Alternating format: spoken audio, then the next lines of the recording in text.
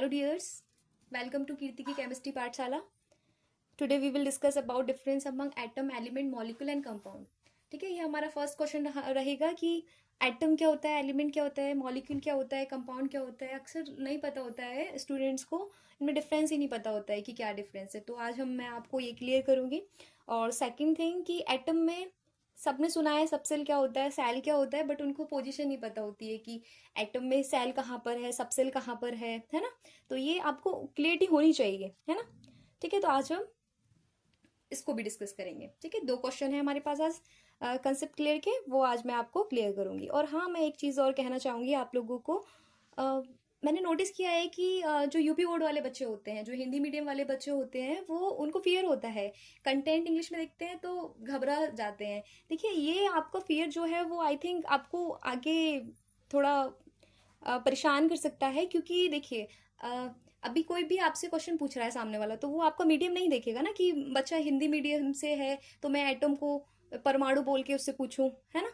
या English medium वाला है तो मैं उसको एटम बोलूं, भाई एटम बोलूंगा तभी वो बता पाएगा, नहीं बता पाएगा. तो देखो, ये लर्नर्स पे डिपेंड करता है ना. और उसको उसकी रिस्पॉन्सिबिलिटी है कि उसको एटलीस्ट इतना तो पता हो कि एटम, और एटम को ही परमाणु बोलते हैं हिंदी में, या परमाणु को एटम बोलते हैं. ठीक है, मैं ये किसके लिए बोल रही हूँ, जो यूपी बोर्ड वाले बच्चे हैं. मैंने ये नोटिस किया है क्योंकि मैं भी यूपी बोर्ड से थी. तो हम हिंदी मीडियम, इंग्लिश मीडियम, उसको किसी सब्जेक्ट पे नहीं थोप सकते हैं ना.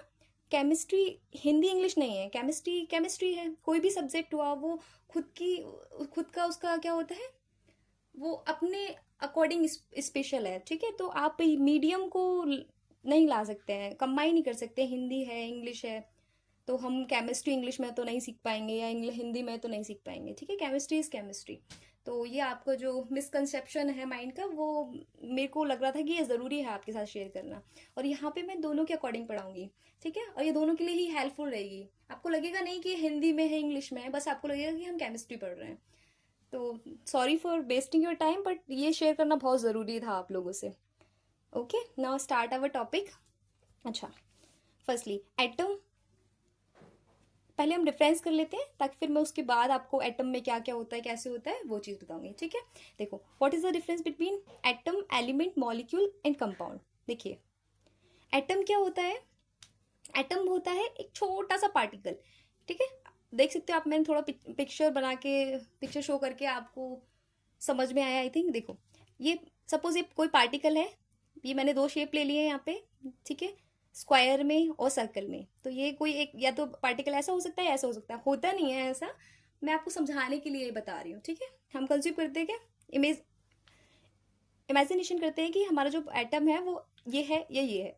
ठीक है, तो एटम जो होता है वो सिंगल पार्टिकल होता है. कोई भी पार्टिकल जो सिंगल पार्टिकल है उसको क्या बोलते हैं, एटम बोलते हैं. अच्छा, एलिमेंट क्या होता है. एलिमेंट जो होता है वो क्या होता है, प्योर सब्सटेंस होता है. वो किससे मिलकर बना हुआ होता है, एलिमेंट जो होता है वो एटम से मिलकर बना हुआ होता है. अच्छा, एलिमेंट जो होता है प्योर सब्सटेंस होता है by same type of atoms. जैसे H2 है, तो ये जो एलिमेंट है, H2 क्या है, एक एलिमेंट है जो सेम किससे मिलकर बना हुआ है, H से मिलकर बना हुआ है. ऐसे ही O2 है, ये एलिमेंट है जो किस, इसमें कौन कौन से वाले एटम इन्वॉल्व है, इसमें ऑक्सीजन इन्वॉल्व है. एलिमेंट में एक ही एटम कंबाइन होके क्या बनाते हैं, एलिमेंट बनाते हैं. यहाँ पे आप एग्जांपल देख सकते हो, जैसे कि N2 है, तो N2 किससे मिलकर बना है, N और N से. तो प्योर सब्सटेंस हो गया, और ये क्या हो गया, एलिमेंट बोल सकते हैं. ठीक है. अच्छा, मॉलिक्यूल क्या होता है. देखो, मॉलिक्यूल जो होता है सिंपल ज्वाइंट एटम्स. कोई भी एटम हो, डिफरेंट हो, सेम हो, डजेंट मैटर. ठीक है, डिफरेंट हो, सेम हो, बस वो क्या हो, एक दूसरे से कनेक्ट हो. तो यहाँ पे देख सकते हो आप, जैसे कि ये सेम एटम है, वो कनेक्ट है. ये भी सेम है, ये कनेक्ट है. ठीक है. अच्छा, क्या हो सकता है, ये दोनों कंबाइन होकर भी कनेक्ट हो सकते हैं. तो कनेक्टिविटी ऑफ द एटम को क्या है बोलते हैं, हम मॉलिक्यूल बोल सकते हैं. ये सेम भी हो सकते हैं और नहीं भी हो सकते हैं. For example H2O. तो H2O जो है वो किससे मिलकर बना हुआ है, H और O से, है ना. N2 किससे मिलकर बना हुआ है, N और N से. देखो, यहाँ पे जो एटम है वो सेम है, N और N, पर यहाँ पे जो एटम है वो डिफरेंट है. यहाँ पे क्या है, हाइड्रोजन और ऑक्सीजन. तो हम मॉलिक्यूल में बस ये चेक करेंगे कि कनेक्टिविटी होनी चाहिए. डिफरेंट एटम हो, सेम एटम हो, डज इट मैटर. ठीक है. अच्छा, अब हम देखते हैं कंपाउंड को. कंपाउंड क्या होता है. कंपाउंड में माइनर डिफरेंस है मॉलिक्यूल और कंपाउंड में, बहुत छोटा सा डिफरेंस है. क्या डिफरेंस है, यहाँ पे बस कनेक्टिविटी चेक करनी है मॉलिक्यूल में. पर कंपाउंड में क्या होना चाहिए, कनेक्टिविटी तो हो एटम के बीच पर डिफरेंट हो। जैसे आप देख सकते हो मैंने एक स्क्वायर और एक सर्कल को, तो यहाँ पे कनेक्टिविटी क्या है, डिफरेंट है, उसी को हम कंपाउंड बोल सकते हैं। ठीक है, H2 यहाँ पे H2O डिफरेंट एटम है, उनकी कनेक्टिविटी है, हाँ तो ये कंपाउंड भी है।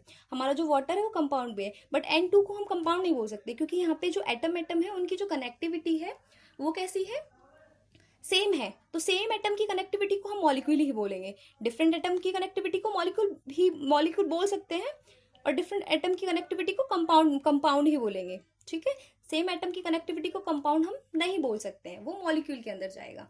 ठीक है, अच्छा तो इसी तरीके से क्या बोल सकती हूँ मैं, क्या कंक्लूजन निकाल सकती हूँ कि सारे जो कंपाउंड है वो मॉलिक्यूल में जाएंगे, क्योंकि कंपाउंड के अंदर क्या है, एटम एटम के बीच में कनेक्टिविटी है। लेकिन मॉलिक्यूल को मैं, सभी मॉलिक्यूल्स कंपाउंड नहीं हो सकते, क्योंकि मॉलिक्यूल तो हो सकता है कि सेम कनेक्टिविटी वाले हो, है ना, डिफरेंट कनेक्टिविटी वाले हो, तो सेम कनेक्टिविटी वाले जो है वो हमारे पास मॉलिक्यूल है, उनको मैं कंपाउंड बोल सकती हूँ। बट जो डिफरेंट,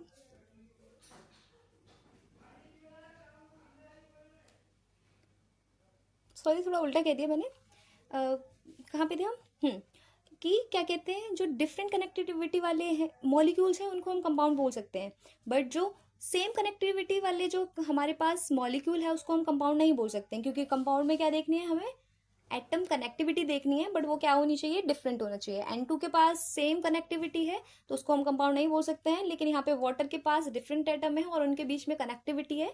कनेक्टिविटी मतलब इनके बीच में क्या है, बॉन्ड है जो इनको क्या कर रहा है, कनेक्ट कर रहा है, तो उसको हम क्या बोल सकते हैं, कंपाउंड बोल सकते हैं। तो मैं बोल सकती हूँ कि ऑल कंपाउंड्स आर मॉलिक्यूल। हाँ बिल्कुल, सारे जो कंपाउंड हैं, सारे जो यौगिक हैं वो मॉलिक्यूल हो सकते हैं, क्योंकि कंपाउंड में क्या है, कनेक्टिविटी है। लेकिन सारे मॉलिक्यूल कंपाउंड नहीं हो सकते। क्यों नहीं हो सकते, क्योंकि मॉलिक्यूल में तो हो सकता है सेम सेम एटम कनेक्ट होके बन रहा हो, या डिफरेंट डिफरेंट एटम, अगर डिफरेंट एटम से बन रहा है कोई भी किसी का फॉर्मेशन हो रहा है डिफरेंट एटम के थ्रू, तो हम उसको कंपाउंड बोल सकते हैं।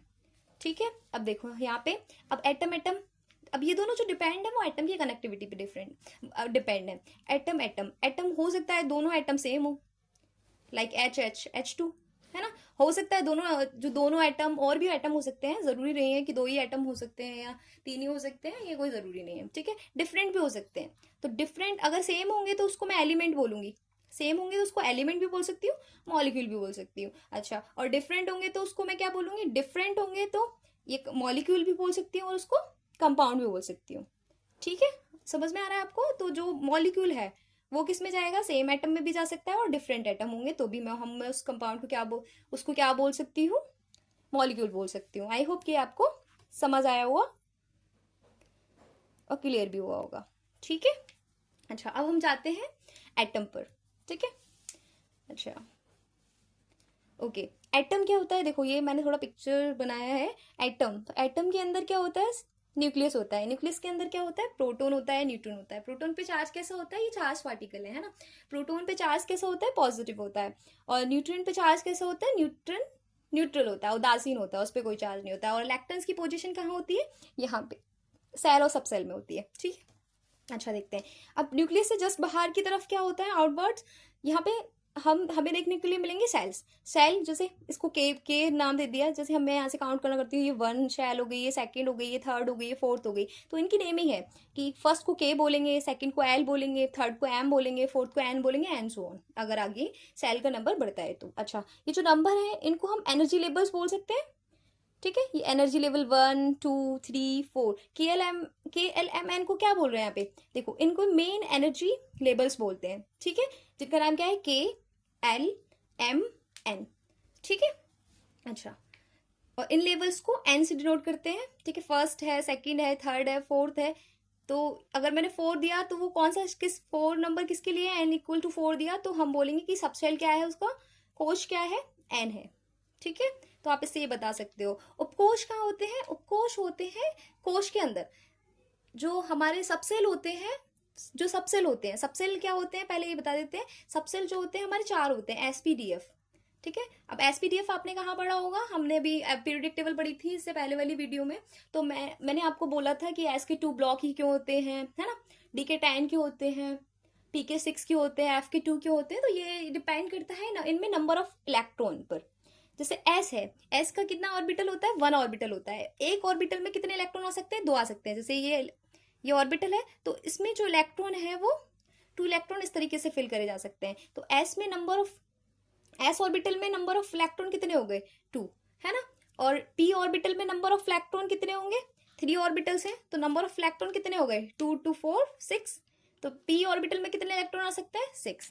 तो एस में आ सकते हैं 2, है ना, एस में 2 आ सकते हैं, पी में कितने आ सकते हैं 6 आ सकते हैं, क्योंकि पी के पास कितनी ऑर्बिटल्स है 3 ऑर्बिटल्स है। ऐसे ही एस में 2 आ सकते हैं, पी में 6 आ सकते हैं, डी में कितने इलेक्ट्रॉन्स आ सकते हैं 10। देखिए डी में जो ऑर्बिटल्स होती है वो कितनी होती है 5 होती है ना। तो इलेक्ट्रॉन कितने आ सकते हैं इसमें 10 आ सकते हैं। ऐसे ही एफ ब्लॉक में 7 ऑर्बिटल्स होती हैं और नंबर ऑफ इलेक्ट्रॉन कितने आ सकते हैं 14 आ सकते हैं, है ना। तो अच्छा, अब हम थोड़ा ब्लॉक के बारे में बता देती हूँ आपको कि आपने एस ब्लॉक में देखा होगा 2 हमारे पास ग्रुप थे, S1 A1 A2, है ना। तो क्यों थे 2, क्योंकि नंबर ऑफ इलेक्ट्रॉन जो है वो एस सब सेल में 2 आ सकते हैं, तो इसीलिए 2 ग्रुप थे। ऐसे ही डी में कितनी ऑर्बिटल्स है 5 है, नंबर ऑफ इलेक्ट्रॉन कितने हैं 10 है, तो उसके जो ग्रुप थे वो 10 थे। ऐसे ही पी के लिए, पी में क्या था 6 ग्रुप थे, तो कितने 3 ऑर्बिटल्स हैं और 6 इलेक्ट्रॉन्स इसमें आ सकते हैं, इसीलिए जो ग्रुप थे वो 6 थे बी के लिए, ठीक है। इस टाइप से हम समझ सकते हैं। एफ ब्लॉक का नहीं है, एफ ब्लॉक का ये कोई रीजन नहीं हो सकता है कि एफ में तो 14 इलेक्ट्रॉन है तो 14 ही क्यों, उसमें 14 एलिमेंट है, 14 ग्रुप है उसमें। 14 ग्रुप आप देखोगे ना, क्या ग्रुप कौन से वाले थे, वर्टिकल वाले थे, है ना। तो उसमें भी क्या है 14 ग्रुप है। तो ये किस पे डिपेंड करता है, ये नंबर ऑफ इलेक्ट्रॉन पे डिपेंड करता है, नॉट डिपेंड करता है, ये क्या है कांस्टेंट हो गया ना। और orbital, number of orbital constant है तो इलेक्ट्रॉन कांस्टेंट हो गए, तो इतने ही क्या बन गए, इसी अकॉर्डिंग क्या बना है हमारे एसपीडीएफ ब्लॉक बने हैं और उनपे नंबर ऑफ ग्रुप ऐसे ही क्रिएट हुए हैं, ठीक है। अच्छा, अब इनकी थोड़ा शेप देख लेते हैं। एस जो ब्लॉक होता है उसकी जो शेप होती है वो कैसी होती है, एस हम अभी यहाँ पे क्या बोलेंगे, एस को सबसेल बोलेंगे, है ना। अब ये जैसे कि एस, देखो एन बराबर 1 है, एन बराबर 1 है, तो यहाँ पे जो क्या होगा, जो शेल का नंबर होगा ना उतने ही उसमें सब सेल होंगे। जैसे k इज इक्वल टू 1 है तो यहाँ पे हम क्या होगा, एस ही होगा, 1 ओनली 1, वो भी कौन सा वाला, एस वाला। सेकंड में यहाँ पे क्या है, एल इज इक्वल टू 2 है तो यहाँ पे 2 सब सेल होंगे, एस और पी। यहाँ पे एम बराबर क्या है 3 है, ठीक है। सब सेल क्या है, थर्ड शेल है, थर्ड शेल में 3 ही क्या होंगे, सब शेल होंगे, एस पी डी। और यहाँ पे एन इज इक्वल टू 4 है तो यहाँ पे क्या होगा, 4 ही सबसेल होंगे, S P D F. I hope ये आपको समझ में आया होगा। नंबर ऑफ इलेक्ट्रॉन आप निकाल सकते हो, मैक्सिमम नंबर ऑफ इलेक्ट्रॉन के लिए फॉर्मूला होता है 2n² इज इक्वल टू 2। जैसे suppose n is equal to 4, मैं हमने 4th वाला सेल दे रखा है और पूछा है कि इसमें मैक्सिमम नंबर कितने आ सकते हैं, तो देखो फॉर्मूले में पुट करूंगी 4 4 16, 2 इंटू 16 32 इलेक्ट्रॉन्स। अच्छा, हमें समझने के लिए फॉर्मूला है कि क्वेश्चन को जल्दी से करने के लिए, बाकी आपको समझ में आया होगा। देखो जैसे कि यहाँ पे एस है तो 2 इलेक्ट्रॉन आएंगे एस में, अभी हमने देखा कि इसके पास 1 वो है ऑर्बिटल है। पी में 3 ऑर्बिटल है तो कितने इलेक्ट्रॉन आएंगे, 6 इलेक्ट्रॉन आएंगे। यहाँ पे कितने आएंगे 10 आएंगे। यहाँ पे कितने आएंगे, एफ में 14 आएंगे। इनको एड ऑन करेंगे तो कितना हो जाएगा 32, है ना। आई होप आपको डायग्राम से समझ में आया होगा। ये डायरेक्ट फॉर्मूला है, maximum number of electron present in shell पूछा जाए 2n² कर दो, ठीक है। अच्छा ओके, बस यही आपको समझ में आया होगा, है ना। अच्छा, अब जो भी हमने सीखा है उस पे बेस हम क्वेश्चंस करते हैं, ठीक है। देखते हैं आप लोग कितना कितना सीखा। मैं आपको कुछ सेकंड्स के लिए मैं थोड़ा रुकूंगी ताकि आप क्या कर पाओ, उसको थिंक कर पाओ क्वेश्चन को और उसका आंसर अपने मन में दे पाओ, है ना। मुझे तो नहीं दे पाओगे तो एटलीस्ट अपने मन में उसको सॉल्व कर पाओ, ठीक है। तो मैं कुछ मिनट्स के लिए क्या करूंगी, रुकूंगी और देन क्या करूंगी, आंसर आपको बता दूंगी। बट आपको सोचना है और जल्दी से आंसर देने का ट्राई करना है, ठीक है। Now it's practice time, okay okay. The first question is the smallest unit of an element. जो एलिमेंट, जो तत्व होता है उसकी सबसे छोटी यूनिट क्या होती है, एलिमेंट किससे मिलकर बना हुआ होता है, थिंक क्या होगा आंसर, एटम। किससे मिलकर बना हुआ होता है, एटम से मिलकर बना हुआ होता है। एटम एटम कंबाइन होके क्या बनाते हैं, सेम एटम होंगे तो एलिमेंट बनाएंगे, है ना। मॉलिक्यूल भी बना सकते हैं, डिफरेंट एटम होंगे तो क्या बनाएंगे, कंपाउंड बनाएंगे, है ना। Which of the following is a molecule but not a compound. ये जो ये ऑप्शंस दे रखे हैं इनमें से जो कौन सा जो मॉलिक्यूल है या ये ऑप्शन में से कौन सा है? क्या है question? Which of the following is a molecule but not a compound. ये जो ऑप्शन गिवन है आपको, इसमें से पूछा है कि मॉलिक्यूल तो है बट कंपाउंड नहीं है, तो मॉलिक्यूल में देख क्या देखना है हमको? Same connectivity. मॉलिक्यूल में देखना है कनेक्टिविटी, और कंपाउंड में उसमें क्या क्या होना चाहिए? डिफरेंट एटम होना जरूरी है। तो ये क्या है? यहाँ पे डिफरेंट एटम्स है, डिफरेंट एटम्स है, डिफरेंट एटम्स है, ठीक है। इनके बीच भी आयनिक कंपाउंड है हमारा, तो यहाँ पे इसको ये मॉलिक्यूल है बट क्या नहीं है? कंपाउंड नहीं है, क्योंकि यहाँ पे क्या है? सेम कनेक्टिविटी है। ऑक्सीजन और ऑक्सीजन में क्या है? सेम कनेक्टिविटी है, ठीक है। Now third question, a compound must contain. कोई भी कंपाउंड किसी भी यौगिक होने के लिए क्या जरूरी है? Same type of atom, different type of atom, या one atom? Think and answer. देखिए, सेम टाइप ऑफ एटम को तो हमें पता है क्या बोलते हैं? एलिमेंट बोलते हैं, है ना। ये क्या है हमारा? एलिमेंट है। This is not correct option. क्या है? सेम कनेक्टिविटी ऑफ एटम को तो हम क्या बोलते हैं? एलिमेंट। क्या बोलते हैं? एलिमेंट बोलते हैं, ठीक है। अच्छा, डिफरेंट टाइप ऑफ एटम, हाँ, कंपाउंड होने के लिए जरूरी है कि कैसा होना चाहिए हमारा? डिफरेंट एटम कनेक्टिविटी होनी चाहिए। तो डिफरेंट टाइप ऑफ एटम ही क्या कर सकते हैं? कंपाउंड का फॉर्मेशन कर सकते हैं। Fourth question, which one is a compound. इनमें से कौन सा वाला कंपाउंड है? तो कंपाउंड के लिए डिफरेंट कनेक्टिविटी चेक करेंगे। सेम, ये तो ये क्या है? ये हमारा क्या है बताइए? ये एटम है। ये क्या है? मॉलिक्यूल भी बोल सकते हैं इसको, एलिमेंट भी बोल सकते हैं। CO2, हाँ, डिफरेंट एटम कनेक्टिविटी है, ये हमारा क्या हो जाएगा? कंपाउंड हो जाएगा। तो राइट आंसर क्या हो जाएगा? C हो जाएगा, ठीक है। Atom combine to form. अच्छा, एटम कंबाइन होके क्या बनाते हैं? Element only? नहीं, एलिमेंट ओनली तो नहीं बनाते हैं, क्योंकि कनेक्टिविटी होती है ना। एलिमेंट ओनली नहीं बनाते। देखो यहाँ पे एलिमेंट ओनली लिखा हुआ है ना, ओनली, तो एलिमेंट ओनली नहीं बना सकते। तो ऑप्शन ए हमारा नहीं हो सकता है। क्या? न्यूट्रॉन से तो charge particle, electron charge particle है, हाँ, मॉलिक्यूल बनाते हैं। एटम कंबाइन होके क्या बनाते हैं? मॉलिक्यूल। एलिमेंट भी बनाते हैं, लेकिन एलिमेंट ओनली, ये नहीं बोलेंगे कि ओनली तत्व भी बनाएगा, ऐसा नहीं है, ठीक है। ओनली की वजह से ये ऑप्शन हमारा ए नहीं हुआ, बी है, ठीक है। A molecule can be formed by. जो मॉलिक्यूल है वो कैसे फॉर्म हो सकता है? तो मॉलिक्यूल में तो कनेक्टिविटी देखते हैं, सेम भी हो डिफरेंट भी हो, ठीक है, उसमें कोई मैटर नहीं करता है। तो यहाँ पे सेम भी हो सकता है हमारे जो एटम एटम कनेक्टिविटी है, डिफरेंट भी, तो बोथ हो जाएगा। तो सेम और डिफरेंट एटम, ठीक है। अच्छा, which of the following contain only one type of atom. इनमें से वन टाइप ऑफ एटम किस में है? H2 में 2 एटम्स हैं, CO2 में C और O है, O2, NaCl में 2 है, ठीक है। यहाँ पे तो O2 में सेम क्या है? O2 में O2 जो है वो सेम एटम कंटेन कर रहा है, ठीक है। Question number 8, which statement is correct? All molecule are compound. ये इंटरेस्टिंग है, थोड़ा कंफ्यूजिंग भी है, तो आप मेरे को बताओगे which statement is correct? All molecule are compound, all compound are atom, all compound are molecules, all atom are compound. देखिए, मॉलिक्यूल में सेम कनेक्टिविटी चेक करते हैं, तो सेम कनेक्टिविटी भी हो, डिफरेंट कनेक्टिविटी हो। यहाँ पे क्या है? सेम सेम भी हो सकता है, डिफरेंट भी हो सकता है। यहाँ पे क्या चाहिए? डिफरेंट चाहिए।